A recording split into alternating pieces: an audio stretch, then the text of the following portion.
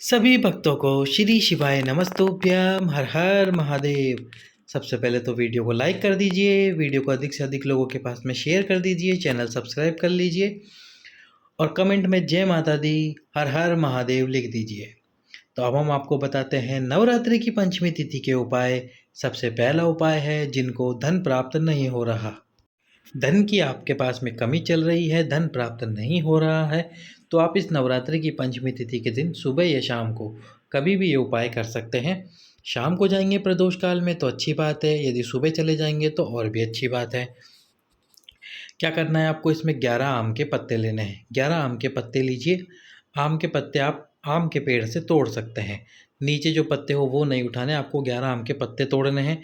अब ये 11 आम के पत्ते लेने के बाद में आपको कच्चा सूत लेना है। कच्चा सूत आप स्क्रीन पर देख सकते हैं, जिस कच्चे सूत से माताएं बहनें परिक्रमा करती है वही कच्चा सूत आपको लेना है।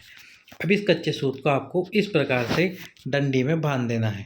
ये जो 11 आम के पत्ते एक साथ लेने, इस 11 आम के पत्तों को एक साथ पकड़कर इस प्रकार डंडी में इस कच्चे सूत को बांध देना है। कच्चा सूत कितनी बार बांधना है, इतनी बार बांधना कच्चा सूत कि डंडियाँ अच्छे से, यानी ये सारे के सारे आम के पत्ते अच्छे से एक साथ रहें। 2-3 बार नहीं, कम से कम 11 बार या 13 बार ज़रूर लपेट देना, ताकि ये आम के पत्ते की जो डंडियाँ हैं और ये जो आम के पत्ते हैं ये कहीं एक दूसरे से अलग ना हो, एक साथ की एक साथ रहे। उसके बाद में आपको क्या करना है, अब ये जो 11 आम के पत्ते हैं, इन आम के पत्तों के आगे वाले भाग पर, अगर वाले भाग पर आपको शहद लगा देना है। थोड़ा थोड़ा शहद लगाना है, 11 के 11 पत्तों पर आपको शहद लगा देना है।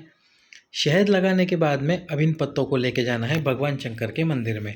शंकर जी के मंदिर में लेके जाइए और उसके बाद में आपको इन पत्तों को, जो शंकर जी का माता अशोक सुंदरी वाला स्थान है, शिवलिंग में जो माता अशोक सुंदरी का स्थान है, उस स्थान पर आपको ये 11 आम के पत्ते समर्पित करने हैं। समर्पित किस प्रकार से करने हैं, जो आपने डंडी में कच्चा सूत बांधा है वो इस तरफ हो, यानी कि जलाधारी की तरफ हो, जहाँ से जल बहकर नीचे गिरता है उस तरफ होना चाहिए। और जो 11 आम के पत्ते जहाँ पर आपने शहद लगा रखा है वो शहद वाला भाग भगवान शंकर की तरफ हो, यानी कि शिवलिंग की तरफ हो।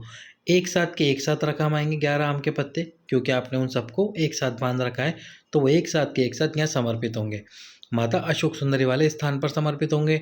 डंडी वाला भाग और जहाँ पे आपने कच्चा सूत बांधा है वो जलाधारी, जहाँ से जल बहकर नीचे गिरता है उस तरफ होंगे। और जो शहद लगा हुआ है वो वाला भाग भगवान शंकर के शिवलिंग की तरफ। अब आपको क्या करना है, जो शहद लगा हुआ है पत्तों में, तो आपकी जो अनामिका उंगली है, रिंग फिंगर है जो, उस अनामिका उंगली के आगे वाले भाग को उस शहद वाले भाग पर टच करना है। जैसे यहाँ पत्ते रखे हुए हैं तो इन पत्ते वाले भाग पर आपको आपकी अनामिका उंगली टच करनी है, पत्ते पर ही टच करनी है, स्पर्श करनी है, ताकि आपकी उस उंगली में शहद लग जाए।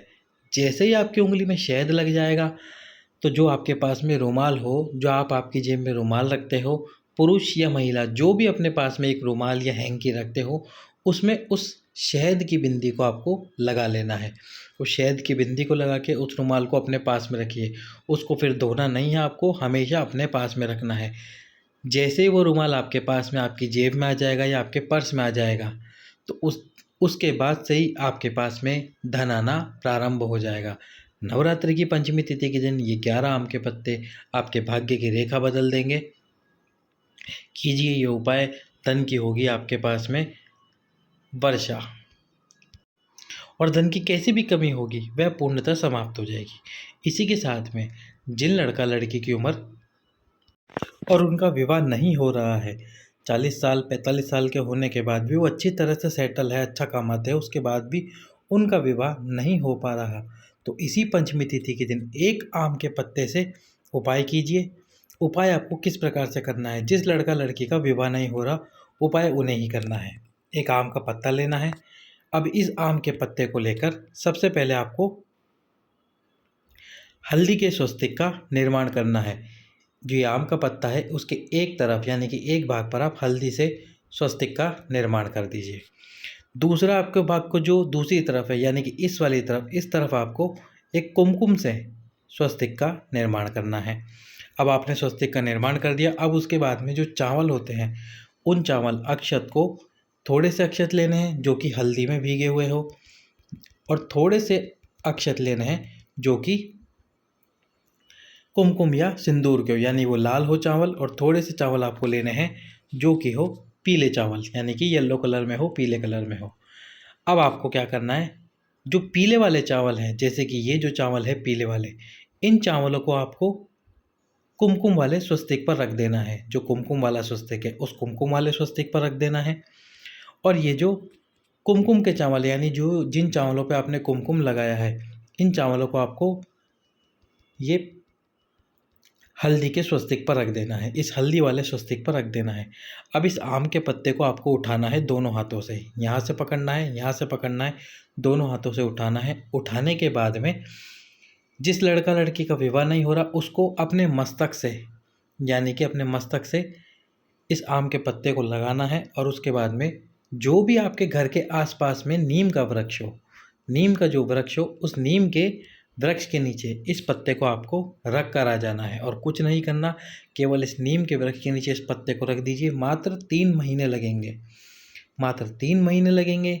आपका विवाह जो कि नहीं हो पा रहा है, विवाह होने में देरी हो रही है, वो देरी पूर्णतः समाप्त हो जाएगी। 3 महीने बाद रिश्ता पक्का होगा और अगले 3 महीने में सगाई होके आपकी शादी निश्चित हो जाएगी। तो कीजिए पंचमी तिथि के ये उपाय, यदि विवाह नहीं हो रहा है और धन की बहुत कमी चल रही है आपको। सभी भक्तों को श्री शिवाय नमस्तुभ्याम। हर हर महादेव।